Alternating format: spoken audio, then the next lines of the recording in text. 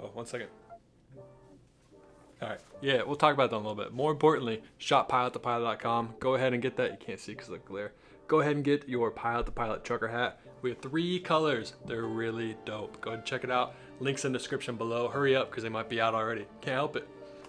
All right, put that away now. I just wanted to say thank you guys for not giving up on me. I know didn't post another video. 30th birthday, posted a video, said, hey, I'm on YouTube, blah, blah, blah, doing all this stuff. Didn't do it, fell apart. But here we are anyways. So today's story and today's video is gonna be about what I did to build my time to get the job that I wanted. As past Justin or future Justin, whoever it may be, did say, I have not always been around shiny jets. In fact, this is the first plane that has a working bathroom, heat, air conditioning, a Keurig maker. Yeah, we have a Keurig maker, it's pretty great. Water on board, like it just is amazing. Like 6-hour flights don't really faze me anymore because I can just walk up, take a little stroll, you know, get some snacks from under the seat, get some snacks from there, go to the bathroom, come back up, feel refreshed, feel regenerated, and go fly. So it's something that's been very great and very gracious of now. And I just want to let you know that even though I show all that on Instagram, it was not always the case. I mean, for people that have followed me in the past, you've seen me on aerial survey, you've seen me on freight, you've seen me flying into Mexico working 20-hour days. I know it's only a 14-hour duty day, but plan completion, man, it is every pilot's worst enemy when you are building your time. Company says, oh, but it's in plan completion, so you can legally do it. It's like, yeah, well, I probably shouldn't be up for 24 hours in a row doing anything. But that's another story for another video. We'll talk about how crooked some of these FAA, or some, not the FAA, we'll talk about how crooked some of these 135 operators are and how you need to be careful and the importance of saying no. But what did I do?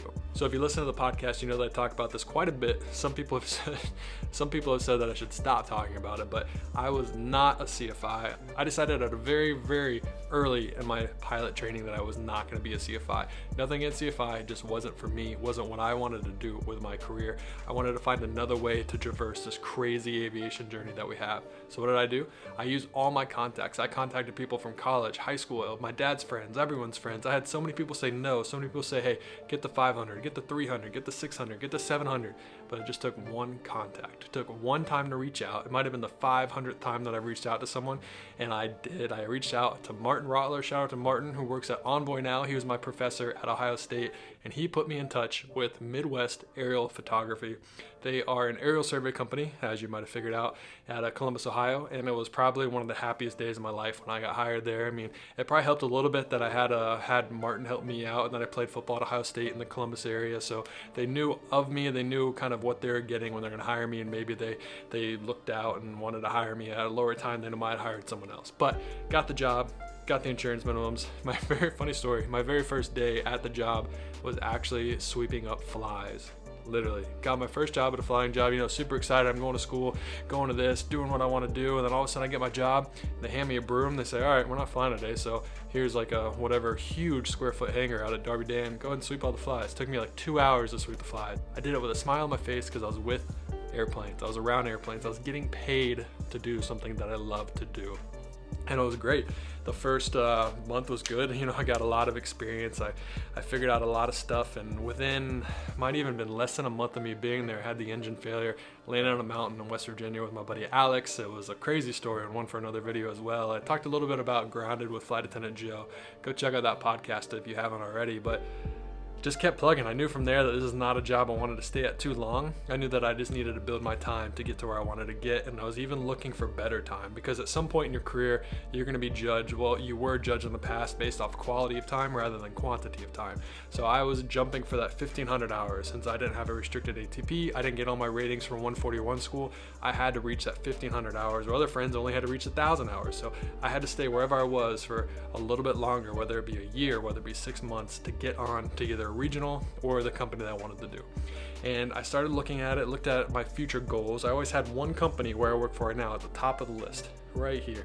That's where I've always wanted to work. So I needed to kind of get my strategy, get my plan. And I realized flying perfect weather, VFR, with an aerial survey plane probably isn't going to be too good for them. It's not something that they're going to want to look at, especially since I'm 24, 25 and going to be applying right at the mid. So I looked how to get the best hours that I possibly could, and I had the great, maybe dumb idea of flying single pilot freight.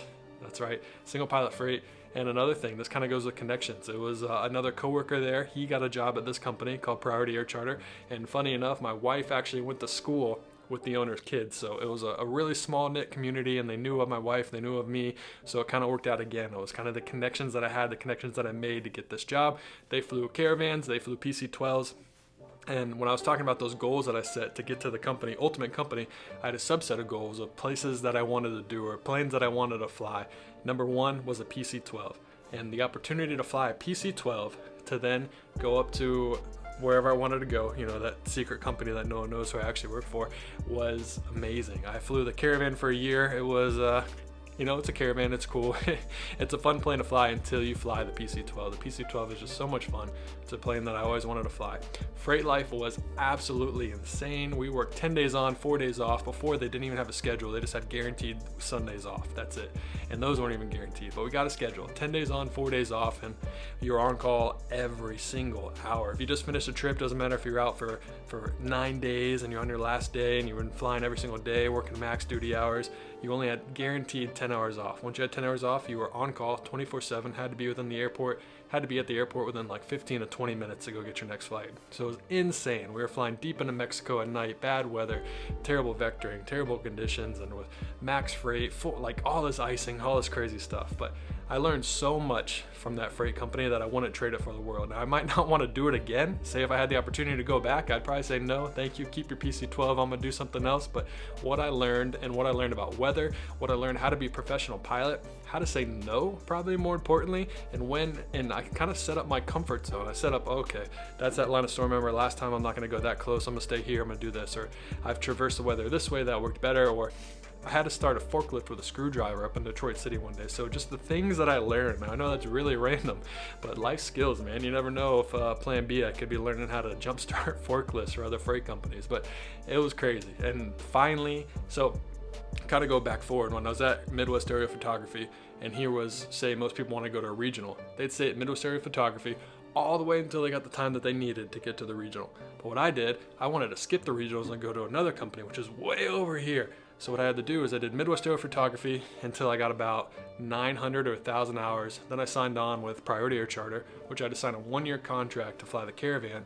And I did that up until I had about 3,000 hours. Now, when I got 1,500 hours in the middle of my contract, I thought about it. I was like, do I really want to go to this company all the way out here, or do I want to go to the regionals and hope that I can get on with a major airline?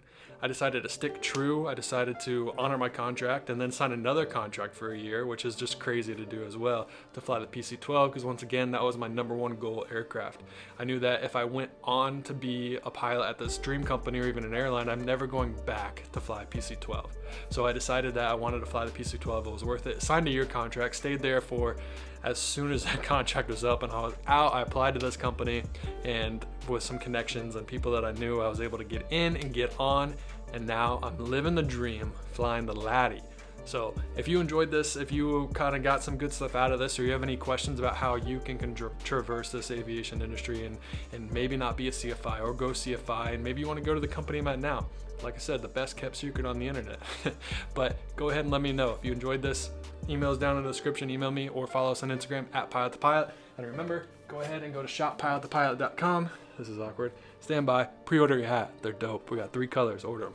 Aviation, I appreciate you listening to this, and we'll see you guys later.